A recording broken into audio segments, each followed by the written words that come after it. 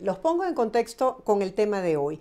Diferentes personalidades han anunciado que han sido anulados sus pasaportes sin motivo ni explicación aparente. También ha sido el caso de quien fuese rector y justamente del Consejo Nacional Electoral en el año 99, Andrés Caleca, a quien ustedes han visto con nosotros conversando en Buenos Días. Para hablar sobre su caso, le hemos invitado el día de hoy. Andrés, gracias por aceptar nuestra invitación. No Bienvenido. oigo, no oigo.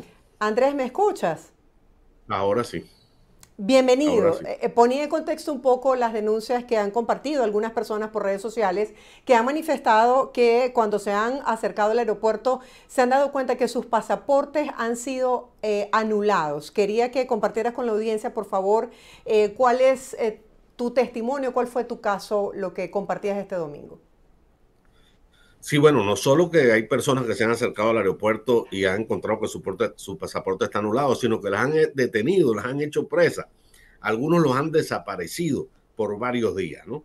En el contexto de toda esta oleada represiva que hay en el país.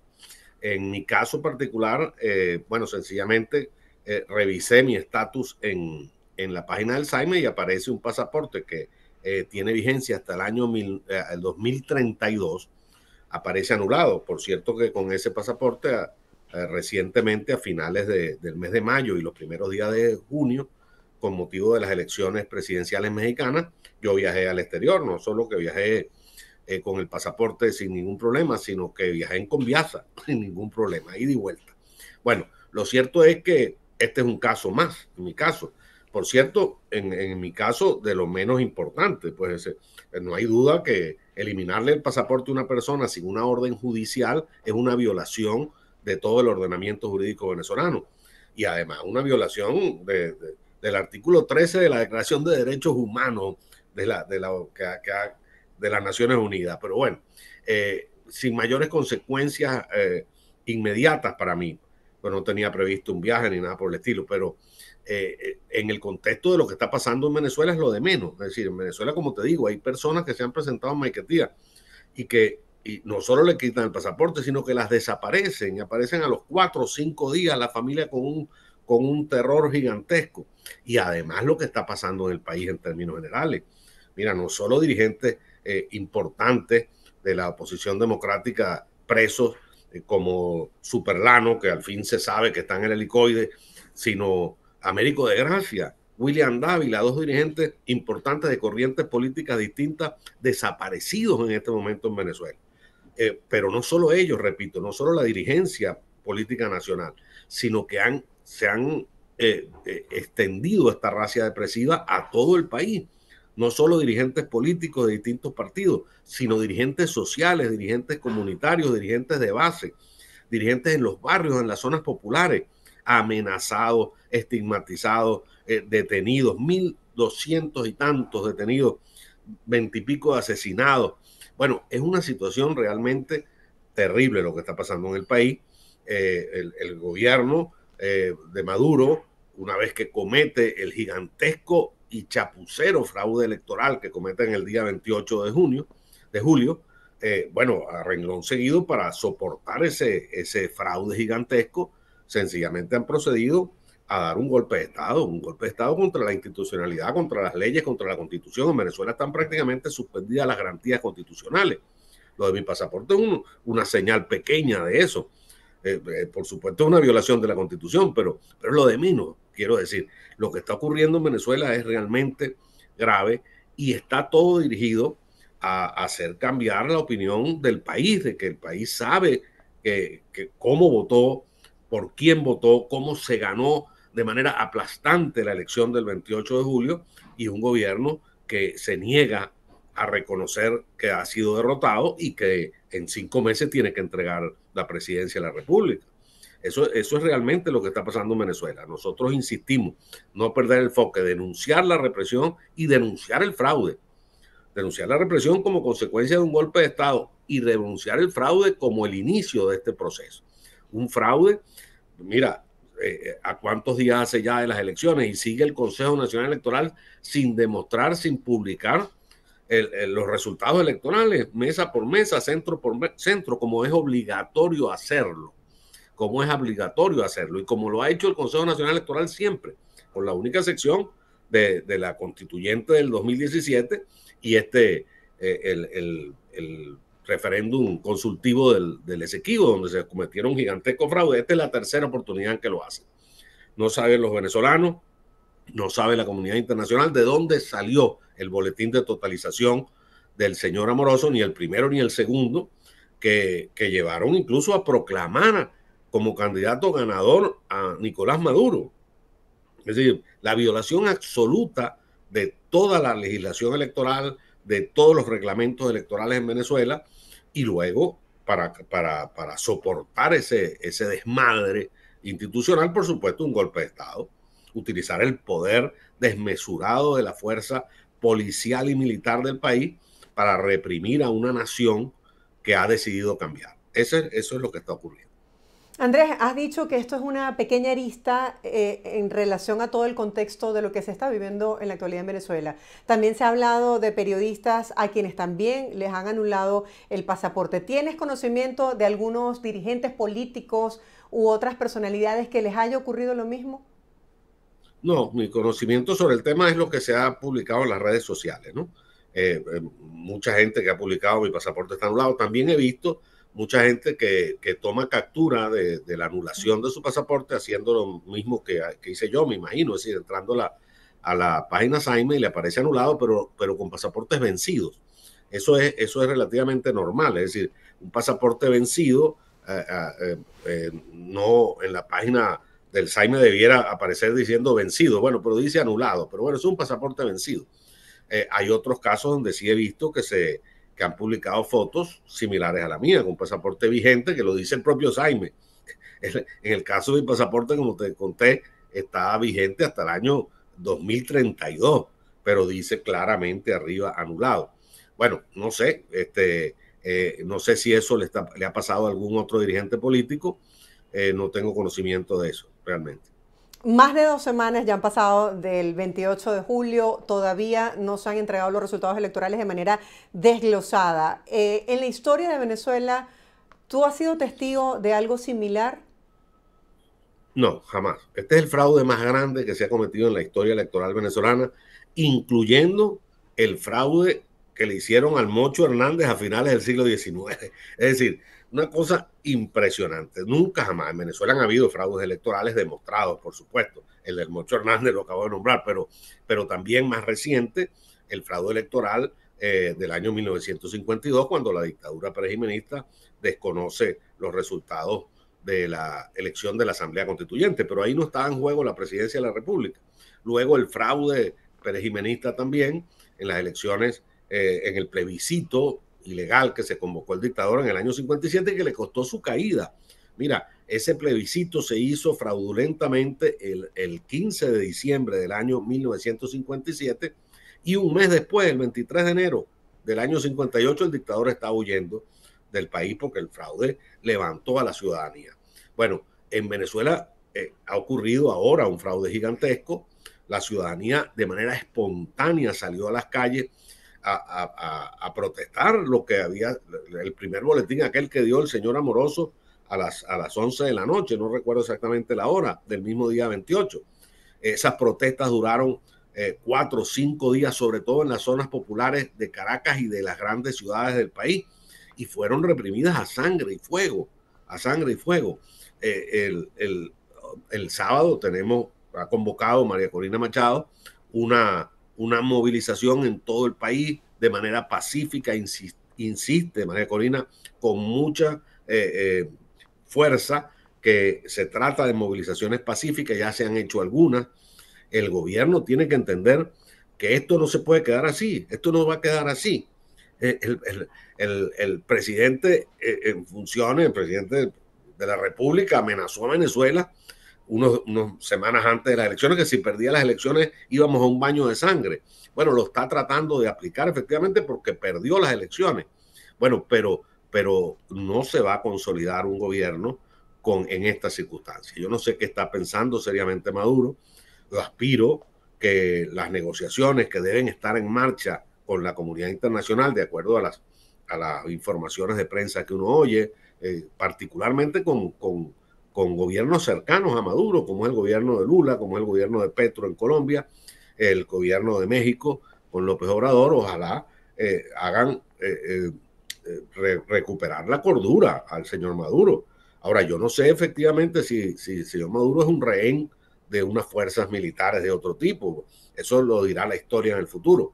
Pero lo cierto es que no puede Venezuela encaminarse a un callejón sin salida como este. El país votó claramente. Mira, ya en este momento, la página web que tiene las actas de la oposición contiene más del 90% de las actas, que los testigos de la oposición, que fueron los verdaderos héroes de este proceso, han hecho llegar a los que hacen esa página, que no sé quiénes son, por cierto, antes que me empiecen a preguntarlo el fiscal o alguien de eso, ¿no? Y más del 90% de las actas están allí reflejadas. La victoria de Edmundo González más que duplica la votación de Nicolás Maduro. Ahora, ¿cómo pretende Nicolás Maduro en el siglo XXI, en un país que lo rechaza de manera tan abrumadora? No ganó en ningún estado del país, en ningún estado del país ganó. No llegó ni siquiera a alcanzar la votación que el PSUV y el Polo Patriótico obtuvieron en las elecciones del 2021, lo cual es absolutamente natural dado el desastre de gobierno que ha gerenciado y que ha dirigido Maduro.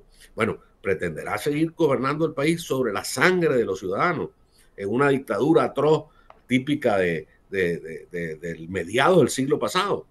Yo no creo que puedan soportarlo. No creo que un gobierno de esto se pueda mantener en ningún país del hemisferio occidental, por lo menos. Dirigentes políticos detenidos, más de 100 adolescentes, personas con discapacidad han sido detenidas en Venezuela tras las protestas postelectorales. Ante este nuevo llamado, quisiera que habláramos un poco acerca de esa gente que ni siquiera se atreve a denunciar que sus familiares han sido detenidos por temor a represalias en el país. Bajo este contexto, ¿cómo se ve? ¿Cuál es la estrategia del gobierno? ¿Y cómo se vería a nivel internacional en caso tal de que la gente pues no asista a la convocatoria por miedo? Bueno, mira, obviamente el gobierno lo que está aplicando, típico, además de las dictaduras, es un paquete de terror, ¿no? Es decir, eso está bien pensado, no es que eso es una cosa que de repente salieron unos tipos a reprimir por ahí, no, no. Este es un paquete bien pensado para aterrorizar a la población, precisamente para desmovilizar a la población. Veremos, hay un pulso importante el próximo sábado, el sábado 17, que no solo es en Venezuela, por cierto, sino en todas partes del mundo, aunque obviamente el punto focal va a estar en lo que ocurra en Venezuela. Veremos cómo nuestra gente reacciona.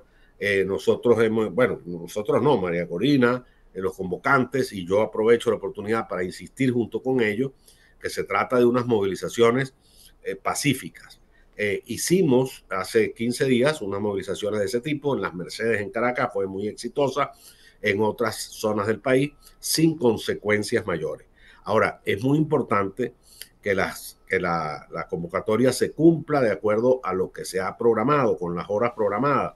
Evitar, por supuesto, de todas maneras, la violencia de cualquiera exaltado en el seno de la manifestación, y las provocaciones del gobierno. El gobierno infiltra gente en las manifestaciones y va a intentar hacerlo de nuevo. Hay que estar muy pendiente de los infiltrados, sacarlos de la manifestación, impedir que saboteen un proceso de demostración pacífica del descontento de la nación, una demostración pacífica que, por cierto, está garantizada en todo el ordenamiento jurídico venezolano, desde la Constitución para abajo. Bueno, este es un pulso importante. Yo le pido al país, le pido a los ciudadanos que hagamos un esfuerzo por acudir en los distintos sitios de concentración, porque no solo es en Caracas, es en toda Venezuela, y con nuestra presencia demostremos la insatisfacción frente a lo que está ocurriendo. Es un fraude electoral que ya fue cometido y un golpe de Estado en marcha, con una suspensión de hecho de las garantías constitucionales y una racia represiva como no conocía Venezuela desde hace por lo menos 10, 15 años. Eso es lo que tenemos enfrente. ¿Qué hace bajo todo este contexto que Andrés Caletla siga levantando su voz para exponer lo que ocurre en Venezuela? Bueno, porque la lucha democrática es así. Yo lo había dicho incluso antes de las elecciones, cuando nosotros insistíamos en que había que ir a la ruta electoral, que había que intentar derrotar a Maduro electoralmente, como efectivamente ocurrió, y que para eso teníamos que organizarnos. Yo hablaba de 200.000 personas, me acuerdo. Al final, cuando llegamos al acuerdo de los 600K, era más correcto, porque no solo eran los testigos, sino todos los ciudadanos que debían proteger a esos testigos, como efectivamente ocurrió. Y decíamos, bueno, y si ganamos las elecciones, y a pesar de eso, Maduro las desconoce y declara una dictadura en Venezuela, eso lo decíamos, lo puedo buscar en cualquier declaración, o en Google deben estar. Bueno, la lucha democrática sigue, ahora seguirá de otra manera. Ya el tema electoral pasó, por supuesto, vamos a seguirlo denunciando y vamos a enfocarnos allí. El gobierno que demuestre las pruebas de que ganó, es que no tienen las pruebas. Bueno, seguiremos enfocados en eso, pero la lucha democrática sigue.